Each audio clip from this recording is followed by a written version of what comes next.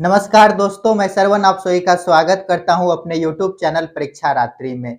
इस वीडियो में हम गुप्त काल में स्त्रियों की स्थिति कैसी थी, साथ ही हम देखेंगे यहाँ के अर्थव्यवस्था और यहाँ के धर्म क्या थे। तो आप सभी बने रहिए, कॉपी कलम निकालिए, नोट करते रहिए और साथ ही समझते रहिए। तो हेडिंग दीजिएगा स्त्रियों की स्थिति। स्त्रियों की स्थिति।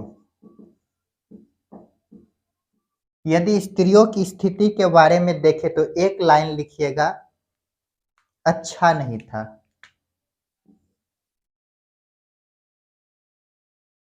कैसे बोल सकते हैं नहीं था? तो देखिए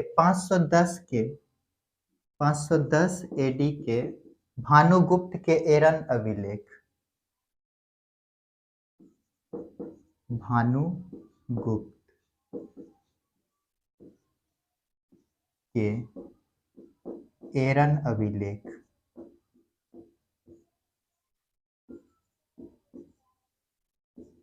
ये जो भानुगुप्त के एरन अभिलेख हैं, इससे पता चलता है भानुगुप्त के जो सेनापति गोपराज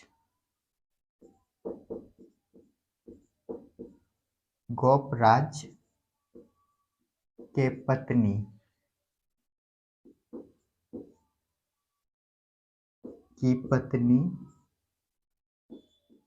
सती, गोपराज की पत्नी सती होने का उल्लेख।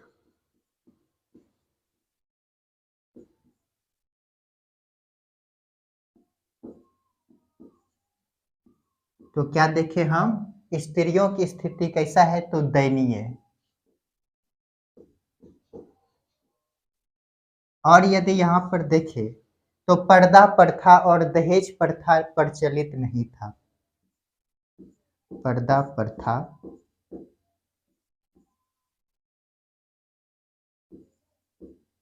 प्लस दहेज प्रथा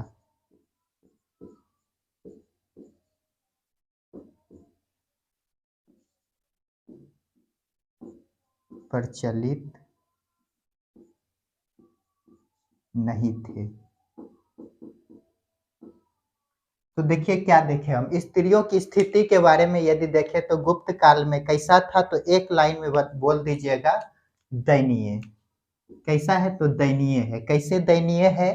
तो 510 एडी के भानुगुप्त के एरन अभिलेख से हमें जानकारी मिलते हैं। क्या जानकारी मिलता है? तो इनके जो सेनापति रहते हैं, गोपराज की पत्नी के सती होने का उल्लेख मिलता है। ये जो गोपराज है, जब युद्ध लड़ने जाते हैं तो ये युद्ध में मर जाते हैं। इसके कारण जो है कि इसकी पत्नी जो रहती है वो भी सती हो जाती है। ये जानकारी मिलते हैं। और हमें क्या जानकारी मिलता है? तो ये जो गुप्त काल है, यहाँ पर पर्दा प्रथा और दहेज प्रथा प्रचलित नहीं था। जल्दी से इनको नोट कीजिए। अब देखेंगे आर्थिक स्थिति। तो चलिए इसको मिटाते हैं। अब देखते हैं अर्थव्यवस्था।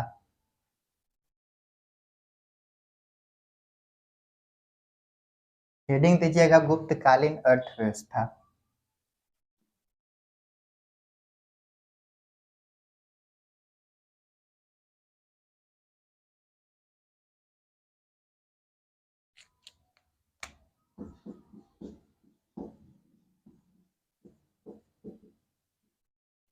अर्थव्यवस्था यदि देखें तो यहाँ पर अर्थव्यवस्था का आधार क्या है? तो कृषि है। कृषि अर्थव्यवस्था का आधार था।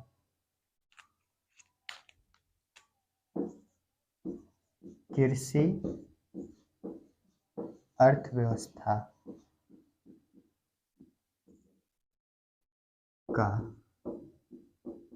आधार था। यहाँ पर कर जो लिए जाते थे, कर 1/4 से लेकर 1/6 तक लिया जाता था।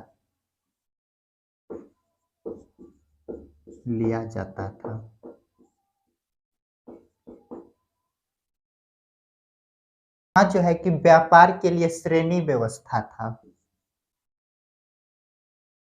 व्यापार के लिए श्रेणी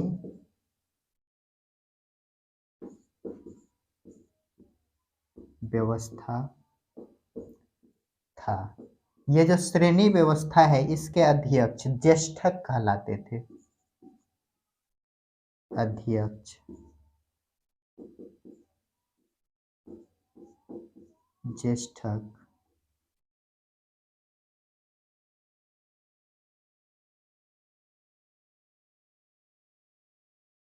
और यदि देखें यहाँ पर प्रमुख बंदरगाह, तो हेडिंग दीजिएगा प्रमुख बंदरगाह। प्रमुख बंदरगाह ताम्रलिप्ति बंदरगाह था। ताम्रलिप्ति बंदरगाह।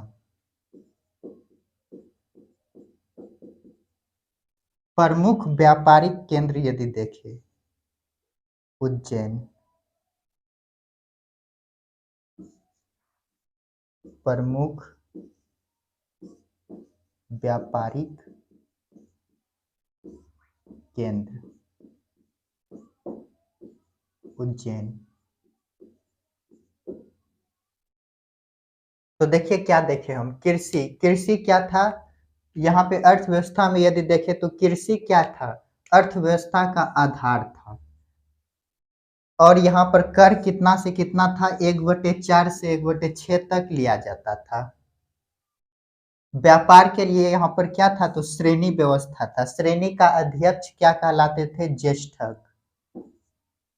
और यहाँ के प्रमुख बंदरगाह यदि देखें तो ताम्रलिप्ति बंदरगाह, और प्रमुख व्यापारिक केंद्र यदि देखें तो उज्जैन यहाँ पर प्रमुख व्यापारिक केंद्र था। इनको नोट कीजिए और आगे देखते हैं।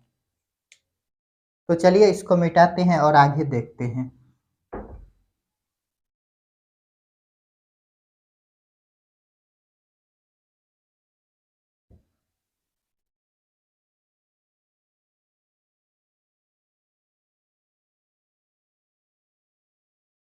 तो देखिए आगे,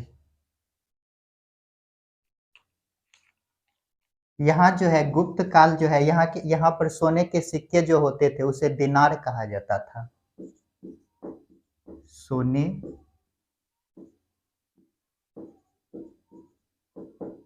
के सिक्के दिनार, और चांदी के सिक्के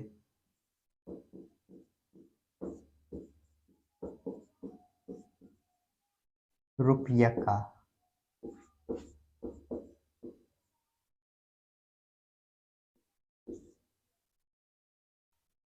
ये जो गुप्त काल है यहाँ पर भूमि दान का विस्तार हुआ, सर्वाधिक भूमि दान हुआ कह सकते हैं। भूमि दान जो होता था उसका यहाँ पर विस्तार हो गया। भूमि दान का विस्तार हुआ।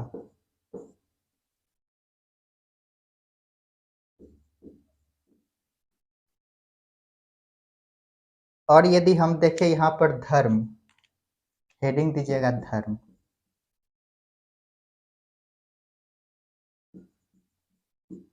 धर्म की यदि बात करें तो शासक जो है वो वैष्णव धर्म को मानते थे। शासक वैष्णव धर्म को मानते थे।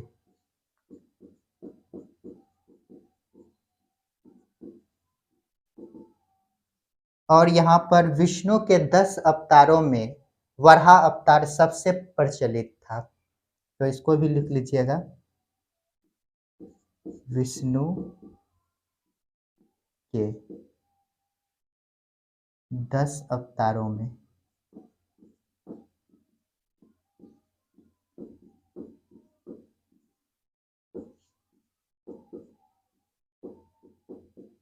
बारह अवतार।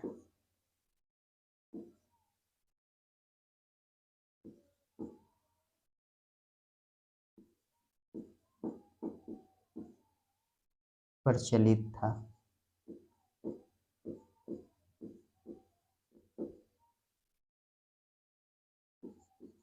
सबसे प्रचलित था। और यहाँ पर जो है कि मंदिर निर्माण शुरू हुआ। यहाँ पर लिखते हैं नेक्स्ट पॉइंट, यहाँ मंदिर निर्माण शुरू हुआ।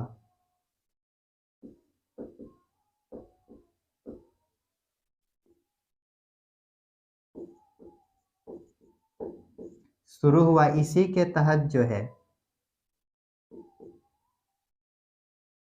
देवगढ़ के झांसी में दशावतार मंदिर का निर्माण हुआ। देवगढ़ के झांसी का दशावतार मंदिर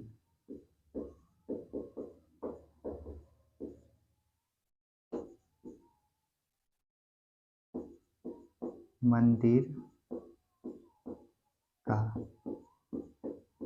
निर्माण हुआ।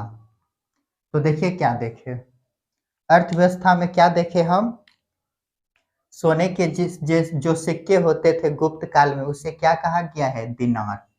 यदि बोले दिनार क्या था तो सोने के सिक्के, और यदि बोले रुपया का क्या था, चांदी के सिक्के। और यहाँ पर गुप्त काल में भूमि दान का, जो भूमि दान दिया जाता था ब्राह्मणों को या सैनिकों को जो कि कर मुक्त होते थे, उसका क्या हुआ, यहाँ पर विस्तार हुआ।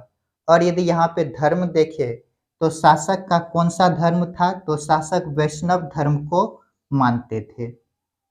और यहाँ पर जो है कि गुप्त के 10 अवतारों में वराह अवतार, जो वराह अवतार है ये सबसे प्रचलित था। और यहाँ पर मंदिर निर्माण शुरू हुए। यदि बोले गुप्त काल में मंदिर निर्माण कहाँ पर शुरू होता है, तो गुप्त काल में यहाँ पर देवगढ़ के झांसी का दशावतार मंदिर का निर्माण हुआ। जल्दी से इनको नोट कीजिए। तो दोस्तों आज के लिए इतना ही, मिलते हैं नेक्स्ट क्लास में जिसमें हम गुप्तकालीन कला को जानने का प्रयास करेंगे। उसी के साथ यह चैप्टर समाप्त हो जाएगा। तो आप सभी खुश रहिए, पढ़ते रहिए, अपने माता पिता का सम्मान कीजिए। और यदि मेरा वीडियो आप सभी को पसंद आता है तो लाइक शेयर कमेंट और साथ ही सब्सक्राइब कीजिए। मिलते हैं नेक्स्ट क्लास में।